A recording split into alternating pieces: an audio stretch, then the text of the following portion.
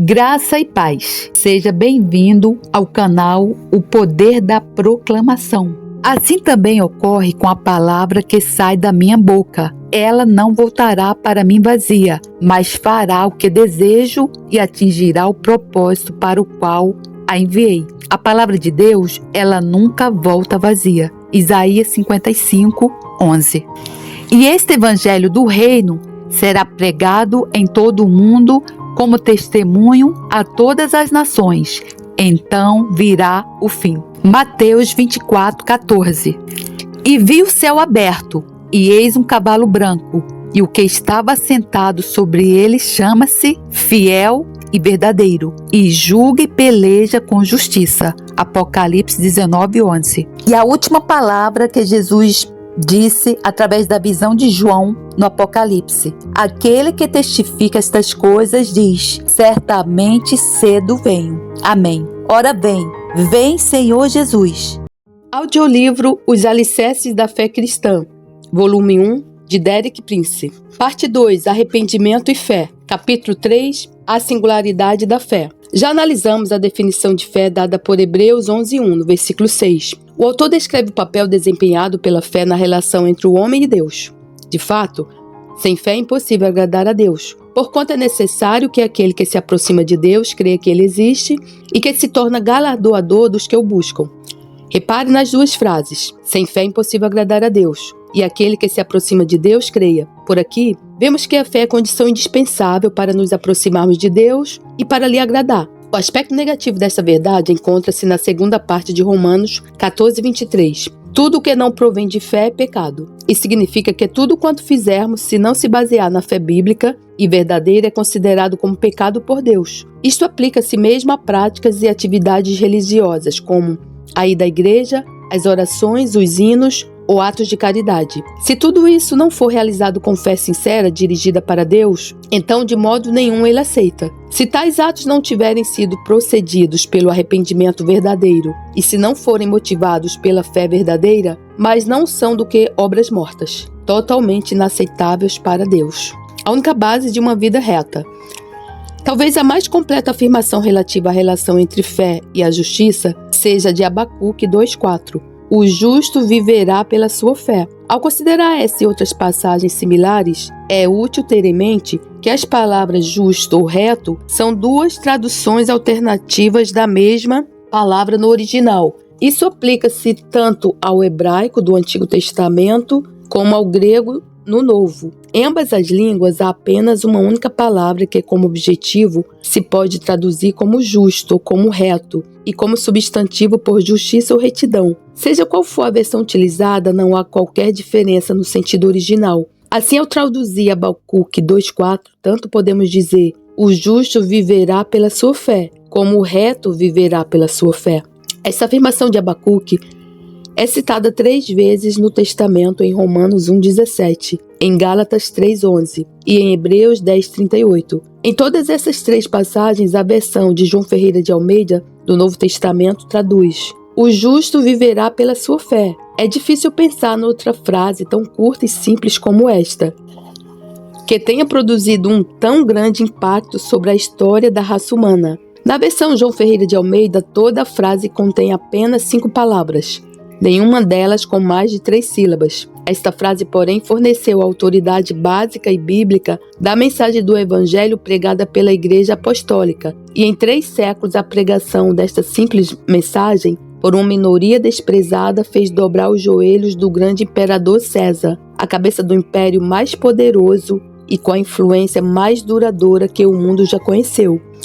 Cerca de 12 séculos mais tarde, esta mesma frase curta e simples, avivada pelo Espírito Santo no coração de Martinho Lutero, forneceu a alavanca bíblica que abanou o poder da Roma papal e, através da Reforma Protestante, mudou o curso da história, primeiro na Europa e depois através da sua influência no mundo em geral. Não há dúvida de que ainda hoje essa mesma frase curta e simples, quando apreendida e aplicada pela fé, contém em si o poder de revolucionar a vida das pessoas ou o curso de nações ou impérios. Apesar de ser uma afirmação tão curta e tão simples, o seu alcance é imenso. A palavra viver abrange quase todas as condições ou atos concebíveis de qualquer ser consciente. alcança todas as áreas da personalidade e experiência humana em todo e qualquer aspecto, o espiritual, o mental, o físico, o material. Atinge o maior leque possível de atividades, como respirar, o pensar, o falar, o comer,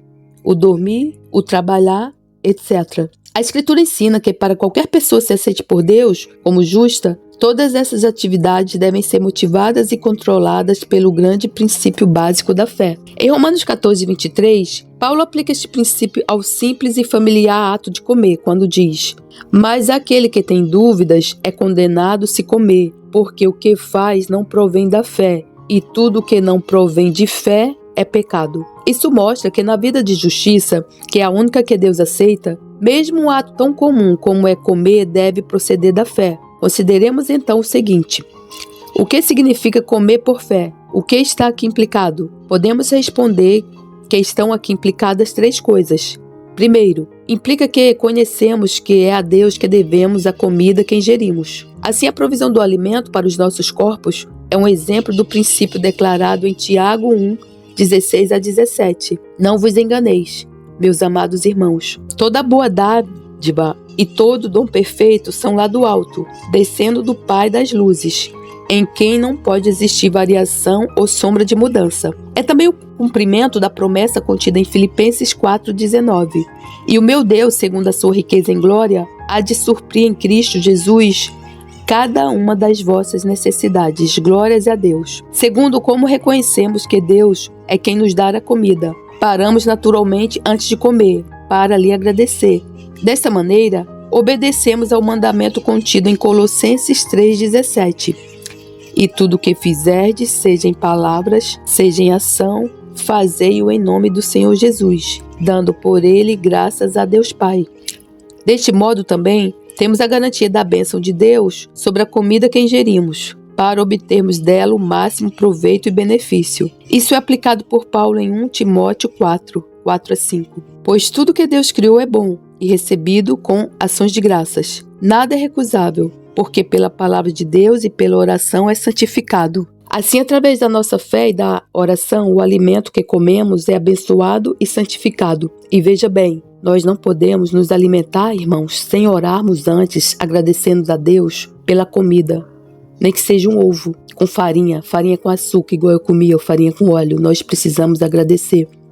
Vocês estavam escutando agora o barulho dos pássaros aí? Eles estavam se alimentando e louvando ao Senhor, cantando. Não sei se vocês escutaram, mas a gravação vai ficar aí cheia de canto de pássaros, porque eles estavam comendo e agradecendo a Deus.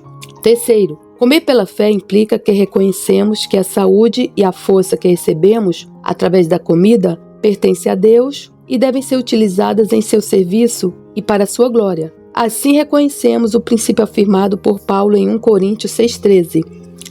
Porém, o corpo não é para a impureza, não é para qualquer uso imoral, impuro, louco ou prejudicial, mas para o Senhor, e o Senhor para o corpo. Como os nossos corpos são assim pela fé e por uma vida justa, dados ao Senhor, a responsabilidade do seu cuidado e preservação pertence também ao Senhor, e temos todo o direito de esperar o cumprimento da oração do apóstolo em 1 Tessalonicenses 5,23. E o vosso espírito, alma e corpo sejam conservados íntegros e irrepreensíveis na vinda de nosso Senhor Jesus Cristo. Todas essas coisas e muitas mais são as implicações e o resultado do princípio "o justo viverá da sua fé", aplicado a um simples aspecto da nossa vida, o comer. Infelizmente, quando analisamos o que está por trás da frase "comer pela fé", somos forçados a concluir que a grande maioria das pessoas, mesmo as que professam o cristianismo, não comem pela fé. Na provisão, na preparação e na ingestão da sua comida diária, nenhum pensamento é dado a Deus. Sem dúvida que esta é a causa principal de tantas doenças como indigestões, úlceras, tumores, artrite e muitas outras doenças. Apesar de uma abundância sem precedentes, tanto de comida como de dinheiro, incontáveis milhares no mundo ocidental usam mal e abusam da abundância para seu prejuízo físico, porque pela sua indiferença e incredulidade fecharam a sua vida a Deus. Em Eclesiastes 5,17, Salomão retrata-nos o homem carnal e sensual, que não tem tempo para Deus na sua vida diária. Nas trevas, comeu em todos os seus dias, com muito enfado, com enfermidades e indignação. Confirma-se novamente que essa descrição agora é tão verdadeira como naquela altura. Não comer pela fé é comer nas trevas. E 3 das consequências de agir assim são enfado, enfermidades e indignação. Há um outro aspecto simples, familiar a todos nós e essencial a toda a vida, do qual o princípio da fé pode ter uma influência decisiva, que é o dormir. No Salmo 127:2, o salmista diz: Inútil vos será levantar de madrugada, repouso à tarde, comer o pão que penosamente granjeastes. Aos seus amados ele, o Deus, o dá enquanto dormem.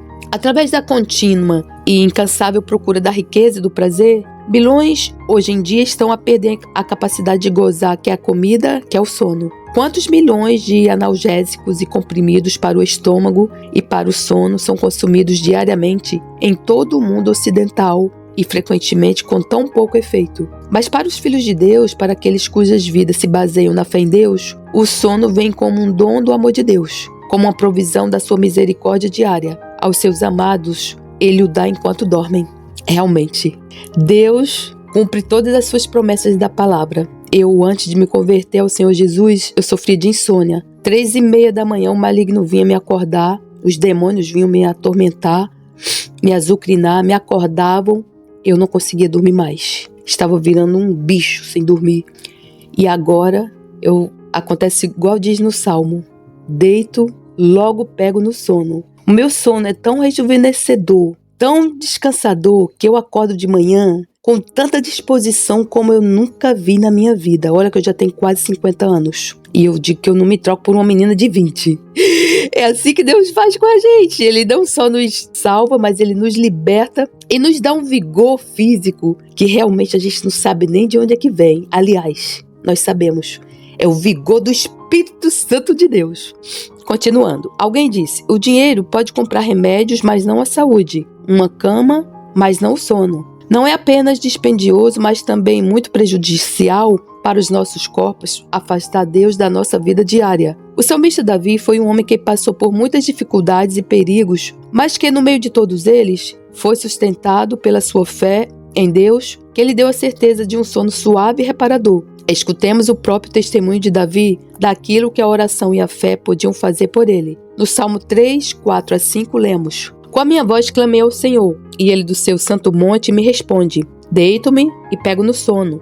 Acordo porque o Senhor me sustenta. De novo no Salmo 4:8 diz ele: Em paz me deito e logo pego no sono, porque, Senhor, só Tu me fazes repousar seguro. Esta mesma certeza, abençoada de um sono calmo e reparador no final de cada dia, está ainda à disposição de todos os que entram nas provisões do amor e misericórdia de Deus, contidas nesta simples frase: o justo viverá pela sua fé. Glórias a Deus, louvado seja o teu nome, Senhor. Nesta altura, alguém poderá dizer: você falou de coisas simples como comer e dormir, e o papel que a fé desempenha nelas. Mas os problemas do nosso mundo moderno são muito maiores e mais complexos do que essas coisas simples como comer e dormir. Qual é a solução que a fé pode oferecer aos grandes problemas nacionais e internacionais contemporâneos? Sim, é realmente verdade que hoje em dia nos confrontamos com grandes e complicados problemas sociais, econômicos e políticos. Temos de o reconhecer, mas reconheçamos também algo mais. Não há nenhuma inteligência ou sabedoria humana que jamais aprendeu todos esses problemas na sua globalidade, e muito menos forneceu solução para todos eles. Se temos de depender unicamente da sabedoria humana para a sua solução, então a expectativa é desesperante. Mas a fé está sempre ligada à humanidade. A verdadeira fé faz com que o homem reconheça as suas limitações. A verdadeira fé distingue entre o que está ao alcance do homem e o que é do domínio de Deus. Alguém definiu deste modo a relação entre o papel do homem e o de Deus na vida da fé. Tu fazes as coisas simples e Deus as complicadas. Fazes as coisas pequenas e Deus as grandes. Fazes o possível e Deus o impossível. O plano simples de Deus para o modo de vida de o justo viver pela fé ainda hoje tem sentido.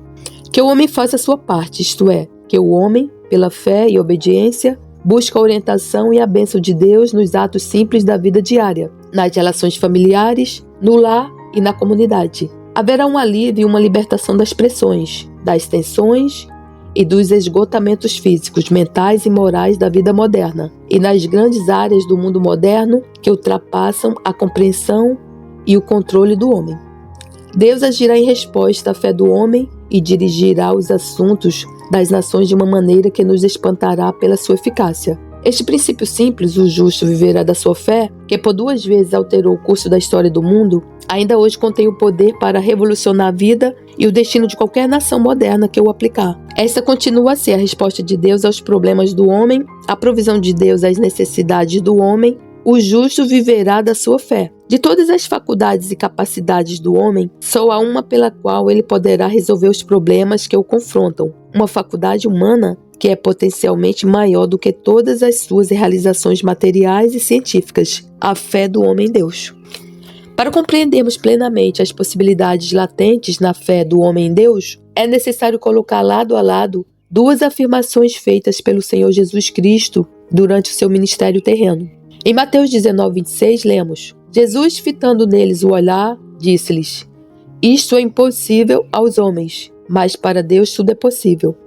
Em Marcos 9:23, lemos: Ao que lhe respondeu Jesus: Se podes, tudo é possível ao que crê. Coloquemos lado a lado essas 2 afirmações. A Deus tudo é possível e tudo é possível ao que crê. Isso significa que através da fé as possibilidades de Deus tornam-se nossas. A fé é o canal pelo qual a onipotência de Deus fica à disposição do homem. O limite do que a fé pode receber é apenas o limite daquilo que Deus pode fazer, apropriando-nos de todas as promessas de Deus. Até agora falamos da fé como uma experiência do coração humano, que revoluciona o comportamento do homem e fornece um princípio que deve dirigir todo o curso da vida humana. Contudo, é importante acrescentar que a fé não é apenas algo subjetivo, algo privado e pessoal no coração de cada crente. É isso, mas também muito mais. A fé baseia-se em fatos definidos, objetivos. Podemos perguntar que fatos são esses sobre os quais a fé se baseia. A nossa resposta a essa pergunta tanto pode ser ampla como breve. No sentido mais lato, a fé baseia-se em toda a Bíblia. Cada afirmação e promessa que se encontra na Bíblia é um objeto potencial da fé. Como já dissemos, a fé vem por ouvir a palavra de Deus. A fé baseia-se, portanto, em tudo quanto a palavra de Deus contém. Para o crente cristão dessa disposição, não há nada nas declarações e promessas de Deus que esteja fora do alcance da fé. Isto é claramente afirmado pelo apóstolo Paulo em 2 Coríntios 1:20. Porque quantas são as promessas de Deus, tantas tem nele, porquanto também por ele é o amém. Não apenas sim, mas uma dupla afirmativa sim e amém, para a glória de Deus por nosso intermédio. Não por vários grupos em diferentes épocas, mas por nós que recebemos hoje essas palavras. Todo o contexto mostra claramente que nós inclui sem qualquer qualificação todos os verdadeiros crentes cristãos. Não há nenhuma necessidade na vida de qualquer crente cristão que não esteja ao alcance das promessas de Deus. Paulo deixa isso bem claro em Filipenses 4:19. E o meu Deus, segundo a sua riqueza em glória, há de suprir em Cristo Jesus cada uma das vossas necessidades. Para cada necessidade que surja na vida de qualquer cristão, há na palavra de Deus uma promessa que supre essa necessidade e que pode ser reivindicada através da fé em Cristo. Portanto, sempre que o cristão passe por alguma necessidade, deve dar 3 passos. Primeiro, deve pedir ao Espírito Santo que o dirija a promessa ou promessas particulares que se apliquem à sua situação e supram a sua necessidade. Segundo, deve, obedientemente, cumprir e realizar na sua vida as condições particulares relacionadas com essas promessas. Terceiro, deve reivindicar firme e positivamente a sua realização na sua vida, isto é, em ação e fé deste tipo. Segundo o que o apóstolo nos diz em 1 João 5,4, é a vitória que vence o mundo. O segredo dessa vitória consiste em conhecer as promessas da palavra de Deus. O apóstolo Pedro constata esta mesma verdade de um modo muito enfático na sua segunda epístola, 2 Pedro 1, 3-4. Visto pelo seu divino poder de Deus, nos têm sido doadas todas as coisas que conduzem à vida e à piedade, pelo conhecimento completo daquele, que é de Cristo, que nos chamou para a sua própria glória e virtude, pelas quais nos têm sido doadas as suas preciosas e muito grandes promessas. Aqui a mensagem de Pedro concorda plenamente com a de Paulo. diz-nos que Deus já nos abençoou com tudo quanto necessitamos para a vida e para a santidade, e que essa provisão está à nossa disposição em Cristo, desde que reivindiquemos as grandíssimas e preciosas promessas de Deus. No Antigo Testamento, com Josué, Deus conduziu o seu povo à terra prometida. No Novo Testamento, com Jesus, Deus leva o seu povo à terra das promessas. O paralelo torna-se mais exato pelo fato de Josué e Jesus serem duas formas diferentes do mesmo nome. No Antigo Testamento, Deus mostrou a Josué o princípio de uma fé ativa e pessoal, pois ele disse em Josué 1:3: todo lugar que pisar a planta do vosso pé, vô-lo tenho dado. No Novo Testamento, este princípio permanece o mesmo. Com efeito, diz Deus: cada promessa de que te apropriares pessoalmente, eu te tenho dado. No entanto, é necessário acrescentar uma palavra de alerta. A grande maioria das promessas de Deus, tanto no Antigo como no Novo Testamento, são condicionais. Ou seja, há condições que precisam de ser satisfeitas antes da promessa poder ser reivindicada. Por exemplo, no Salmo 37:5, o salmista diz: entrega o teu caminho ao Senhor, confia nele, e o mais ele fará. Eis a promessa, e o mais ele fará, ou seja, ele cumprirá o desejo daquele que crê nele. As duas condições aqui declaradas são: entrega o teu caminho e confia nele. A palavra entrega denota um ato definido. A palavra confia traduz uma atividade contínua. Assim, as condições ligadas a esta promessa podem ser interpretadas deste modo: primeiro, tomar uma atitude de entrega. Segundo, depois disso, manter uma contínua atitude de confiança. Quando essas duas condições tiverem sido cumpridas, o crente pode então reivindicar a promessa, o mais ele fará, no modo que mais se adequa à sua situação particular. Esse tipo de fé é ativa e é a chave de uma vida cristã vitoriosa. Deve basear-se nas promessas da palavra de Deus e prosseguir os 3 passos sucessivos. Primeiro, descobrir a promessa apropriada. Segundo, cumprir todas as condições ligadas a ela. Terceiro, reivindicar o cumprimento da promessa. Sujeita a essas condições, o alcance da fé cristã é tão vasto como as promessas de Deus. Louvado seja o teu nome, Senhor, por todos os séculos dos séculos. Amém. Que ensino esplendoroso, glorioso, majestoso Deus. Obrigada, Senhor, por mais esse ensino. Irmão, o que você achou desse ensino? Está edificando a sua vida, irmão? Eu quero te pedir desculpa porque eu fiquei resfriada. E ontem à noite, de madrugada, eu falei assim, acordei no meio da madrugada, toda entupida, com a dor na garganta, eu mal conseguia falar. Eu falei: Senhor, como é que eu vou fazer a sua obra amanhã? Porque a palavra de Deus diz para nós sermos abundantes na obra do Senhor. Satanás, ele não para, irmão, de dia e de noite. À meia-noite, 3 horas da manhã, Satanás, ele não para. Então, por que nós devemos parar, irmão? Só porque a gente está resfriado, a gente não está sem voz, a gente vai parar? Não. Aí eu acordei, comecei a louvar o Senhor, louvei uns salmos. Isso era por volta de umas 3:30 da manhã. Eu olhei no celular, depois eu li a Bíblia, eu estou lendo Apocalipse agora. E aí depois eu comecei a falar: pelas pisaduras de Cristo eu fui sarada. Pelas pisaduras de Cristo eu fui sarada. Pelas pisaduras de Cristo eu fui sarada. Olha, hoje amanheci, minha voz ainda tá meio esquisita, mas conseguindo falar. Glórias a Deus. E eu falei: Senhor, até amanhã eu quero estar curada desse resfriado. Então é assim, irmão, sem fé é impossível agradar a Deus. E na Bíblia diz lá, para quando a gente está enfermo, a gente chamar os presbíteros, né? Então, se nós não temos presbíteros para chamar, homens de Deus que não querem mais orar por enfermos, irmão, a igreja do Senhor tá de um jeito que as pessoas, se você for pedir oração pela sua vida, sabe o que as pessoas falam? Não vou orar não, porque o diabo vai me atacar. É mais ou menos assim que a pessoa fala. Ela vai sofrer reprimenda, esqueci a palavra agora, por interceder pela vida do irmão. Irmão, vocês acreditam nisso, que a igreja do Senhor tem homens de Deus que estão nesse estado? Não querem mais orar, interceder pela vida dos outros, com medo das reprimendas de Satanás, irmão? Agora você veja que situação que está a igreja do Senhor. Mas o Senhor, ele já está voltando. E ele está fazendo a limpa na igreja deles, irmão. A palavra de Deus diz para a gente interceder uns pelos outros, para a gente jejuar uns pelos outros, para a gente se vestir de panos de saco, irmão. A intercessão pela vida do irmão não é só oração. Deus, tenha misericórdia da vida dele. Não. Você vai jejuar, você vai se vestir de pano de saco, você vai se colocar na brecha pelaquela vida, a vida daquela pessoa, para que Deus possa nos exaltar. A palavra de Deus diz que os humilhados serão exaltados. Agora, irmão, te deixo uma pergunta. Jesus, antes de iniciar o seu ministério, ele passou 40 dias no jejum.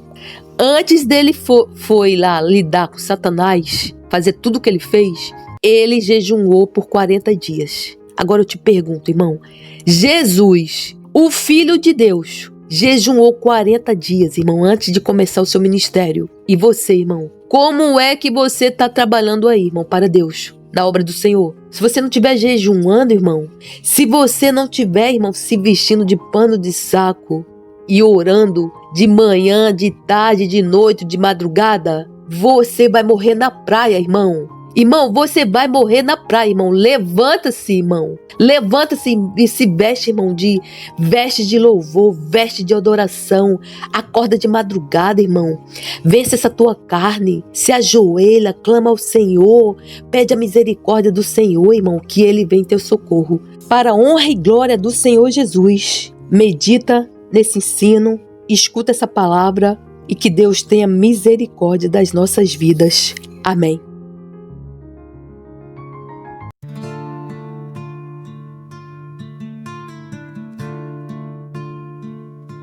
Senhor, Senhor nosso, como é majestoso o teu nome em toda a terra, tu cuja glória é cantada nos céus.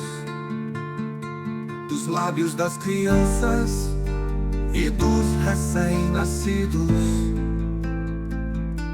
firmaste o teu nome como fortaleza, por causa dos teus adversários, para silenciar o inimigo que busca vingança.